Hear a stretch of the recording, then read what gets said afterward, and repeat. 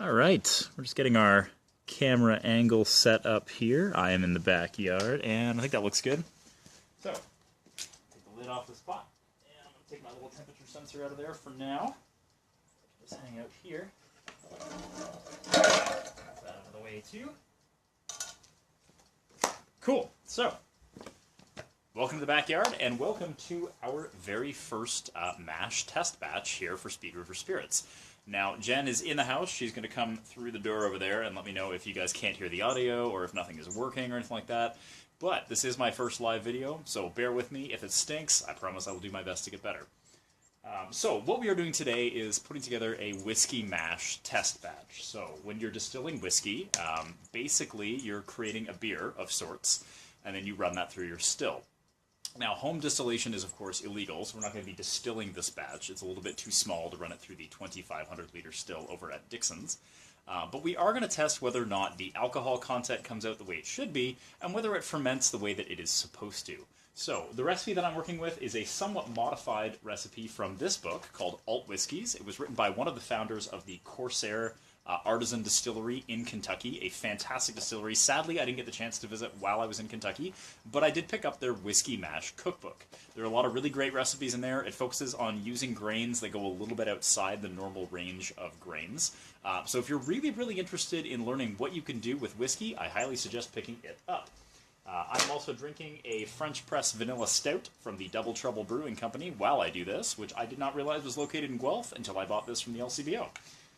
So, what we're going to do today is get our grains into our makeshift mash tun here, which is basically a turkey fryer that I borrowed from my very good friend Chris Skoog, who hopefully is tuned in live right now from the Netherlands. Hi, Chris. And we're going to be adding some grains that we picked up from the wonderful Short Finger Brewing Company in Kitchener. They are an awesome brewery supply store. They have every grain imaginable in stock. And they have also a ton of great brewery equipment. And so, I forgot to bring it out with me, but at the end of all this, we are going to crack open my very first home brew and see exactly how it turned out. So I'm going to run back in once we're done here and grab that. But for now, let's get started with adding our grains in. So we've brought our water up to around 160-ish degrees Fahrenheit, 169 I think on the dot. And we're going to be adding 3 types of grains today. I'm going to explain a little bit about each of those grains. So the first one is flaked corn. Not corn flakes, but flaked corn, although I guess you could probably use corn flakes as well for a recipe like this. But corn is kind of our workhorse grain for this particular mash. It has a lot of starch in it. It's a very easily broken down starch, and it's very, very cheap. So you'll find corn is kind of the backbone of a lot of whiskeys. It's an integral ingredient in bourbon. This is kind of a modified bourbon recipe. So we're going to add in around 5 pounds of corn, and we're going to do that right now. So you're going to get to watch me hopefully not spill this everywhere while I cut the tops of these bags off. And we're going to stir this in as we go. We don't want it to all clump up on the top. Very nice. And now we've got this gigantic bag here.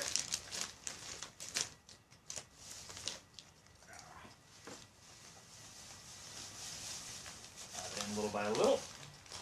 Stir it up as we go. Come on, you. There we go. All right. That's looking better.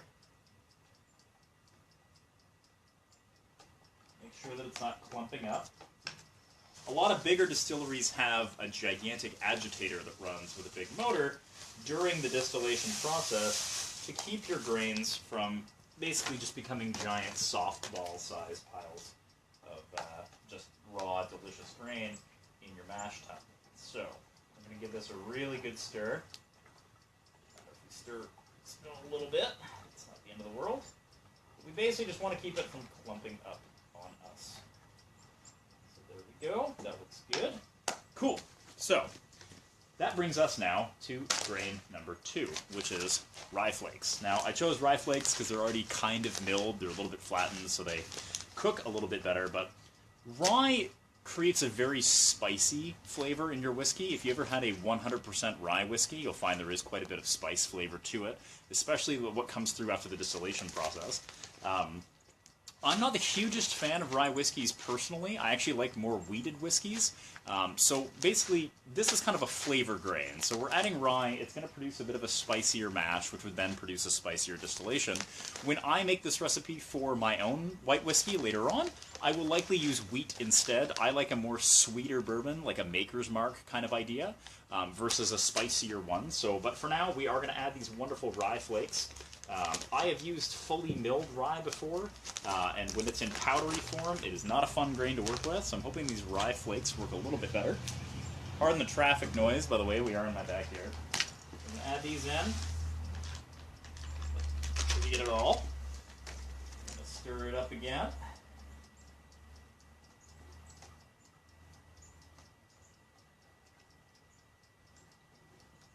Get that good and stirred.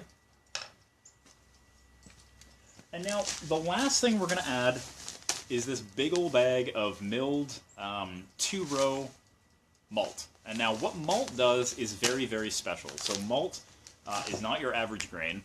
If there's a food scientist or somebody who works in a brewery that happens to be watching this, you're probably going to correct the heck out of what I'm about to say. But my understanding of malt is as follows.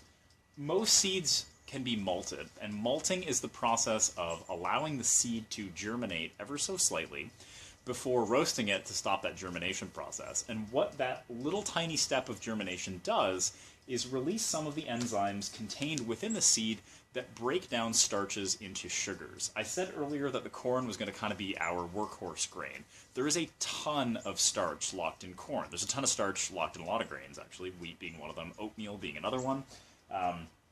What this malt is going to do is when we add it up and we keep it nice and warm, the enzymes in that malt are going to start to break down all of the starches in our corn and our rye, and that's going to produce a sort of sweet, sugary slurry that is essentially what our yeast is going to turn into alcohol. So the malt releases enzymes, the enzymes break down the starches into sugars, the yeast eats those sugars and produces alcohol. It's the same basis by which beer is brewed, and essentially that's all we're doing right now is just making really, really not very good tasting beer because it doesn't have any of the good stuff that beer has in it that makes it taste beery. So our last step here is that we're going to add our malt. Top off this big old bag right here. And I'm going to dump it in the pot.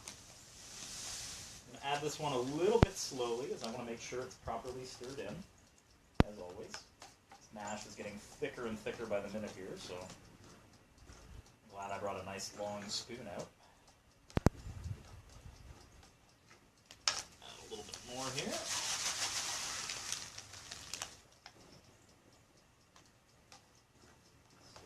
Stirring, stirring.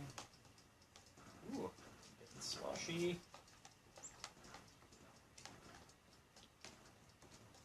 You hear a ticking in the background. That is the turkey fryer that I'm using, making sure that I am safe by requiring me to come outside every half hour and to make sure that it has not caught fire. As you know, turkey fryers are not always the safest devices with which to fry a turkey, so they are very careful about making sure that you have to come out and check on it every now and then. Otherwise, you're in trouble. Because it'll just shut itself off. And actually, the first time that I brewed beer, it did just that on me. It turned itself right off. So, that is the last of our grains that's going in. We're going to put our lid back on. Actually, before we do that, we're going to drop our temperature sensor back in here. There we go. See how much having the lid off has lowered that temperature. Not a whole heck of a lot. It's down to 154, so we're going to need to heat it back up again. But that's okay. So what's going to happen now is this is going to sit here for about an hour, give or take. It might take a little bit longer because I got to warm it all the way back up again. And during that time period, those enzymes in the malt, took me a minute to remember there, the enzymes in the malt are going to break down the sugars in the corn and the sugars in the rye, and to an extent the sugars in the malt as well. And what we're going to end up with is a very sweet mixture that we are then going to add our yeast to. Now, we are using what's called a distiller's turbo yeast. So it works a heck of a lot quicker than a beer yeast, which can take sometimes 3 to 5 weeks. and it produces a bit of a higher alcohol content. Now, I'm not sure if that's the yeast that we're going to end up working with for our final batch, and part of the reason that we're not distilling this is that in very small quantities, turbo yeast produces a bit of a chemically flavored distillate. So it might not be the greatest thing to use for such a small batch as this. But in the future, we're going to look into using some of the higher gravity ale yeasts, possibly a beer yeast, that kind of thing, and see where it gets us. We are also lucky enough to be located right down the road from Escarpment Labs, which is a brand new yeast manufacturing place, I guess is the term for it. They are making some really, really amazing yeasts. A lot of the local craft breweries work with them, and we are looking forward to working with them as a distillery as well. There's a lot of cool things that you can do with yeast. So, now that this stuff is in the mash tun, we're going to heat it back up in a sec. But I did promise you guys that you would get to see me open my very first craft brew that I made at home from a kit. And so I'm going to run inside for a minute and grab that. Please stay tuned. I'll be right back.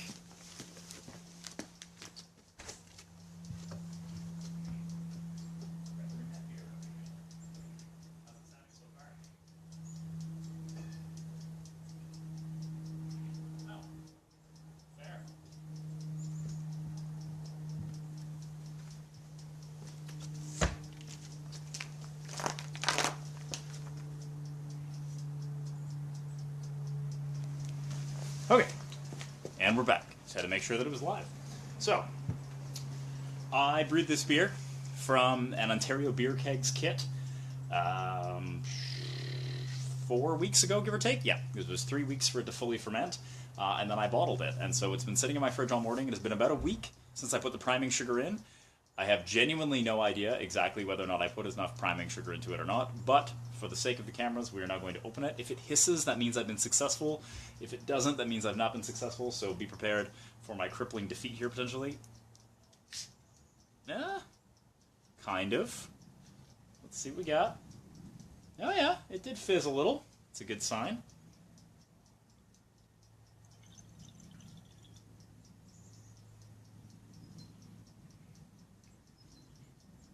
Not the most head. Let's see what it smells like. It smells like beer.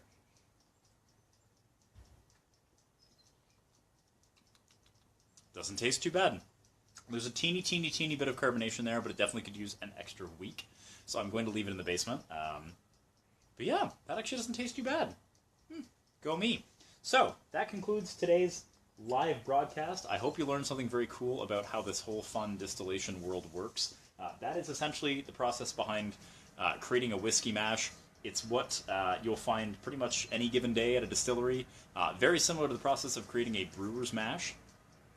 But I will let you guys know in a week or so how it goes once I am done with the fermentation. And we will post, hopefully, a few updates as well on the specific gravity. So we're using actually a brewery hydrometer to measure whether or not the alcohol content is going the way that we want it to.